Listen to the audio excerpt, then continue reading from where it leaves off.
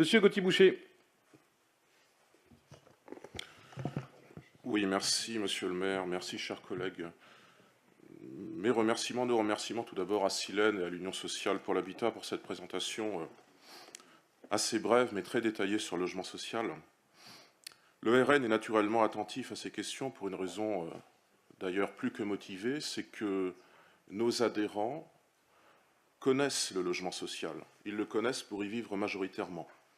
Nos observations ne sont donc pas tant la vision d'une formation politique, elles sont avant tout les remarques, les doléances, parfois les critiques et les aspirations aussi de nazériens ordinaires qui sont les usagers quotidiens du logement social, notamment celui fourni dans notre agglomération et celle de Cap-Atlantique par Silène.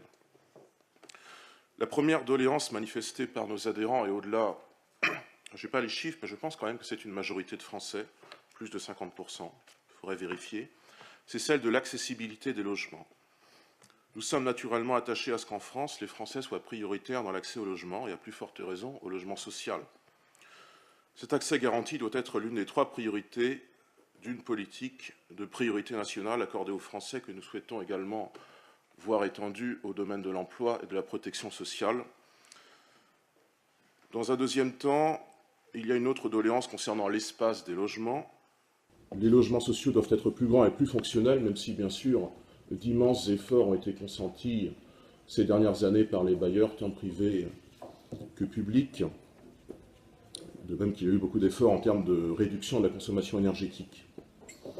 Les logements sociaux de demain doivent encore évoluer en fonctionnalité pour accueillir plus facilement tout ce qui fait l'agrément d'un logement ordinaire, une plante d'ornement ou l'espace pour un animal domestique, l'espace pour une petite bibliothèque, pour un débarras, etc.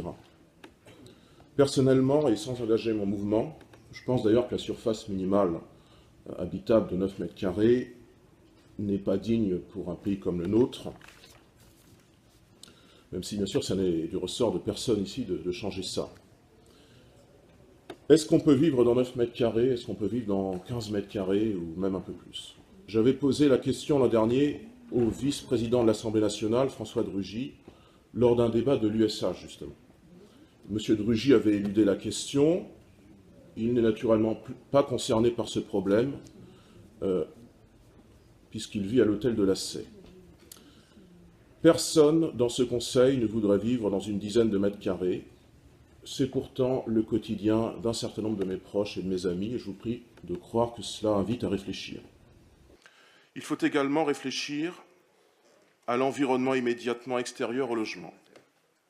Pour améliorer les espaces à proximité des logements, le RN nazérien propose qu'à chaque nouvel immeuble soit adjoint un espace vert, voire des jeux publics et autres équipements collectifs, comme des barbecues par exemple, dont la mise en place devrait être concertée à l'échelle des conseils citoyens de quartier. Ce serait un bon usage de ces conseils de quartier. Un autre bon usage. Enfin, parce que nous concevons le logement à Saint-Nazaire comme celui d'une ville vivante, et pas simplement, et pas du tout d'ailleurs, une ville dortoir, nous devons également mieux poser la question, le problème de l'isolement dont souffrent certaines personnes. Et pour remédier à cet isolement, des liens nécessaires entre les habitants d'un même quartier, notamment le lien entre les générations. Cette problématique se pose avec une acuité que de tristes faits divers révèlent périodiquement. Nous avons appris ainsi que ce 14 juin, le cadavre d'un homme de 70 ans avait été découvert dans un logement Silène de l'avenue Mitterrand. Alors j'indiquais il y a quelques instants la nécessité d'un meilleur lien entre les habitants. Eh bien, ce type de fait divers malheureux en est l'illustration. Une démarche de veille sur cette question, celle du lien entre les habitants, devrait donc être une prérogative directe de nos conseils citoyens de quartier, lesquels devraient pouvoir peser plus efficacement sur la politique du logement et pas simplement d'une manière consultative. Voilà, monsieur le maire et mesdames et messieurs représentants de Silène et de l'USH, quelques remarques et propositions pour un habitat plus moderne à Saint-Nazaire, l'habitat tel que nous le concevons pour les années 2020. Et puis pour conclure, madame Degnaud, si la loi Elan est une trahison, il ne fallait pas voter pour le candidat qui en est l'initiateur au second tour de l'élection présidentielle. Chers collègues, merci de votre écoute.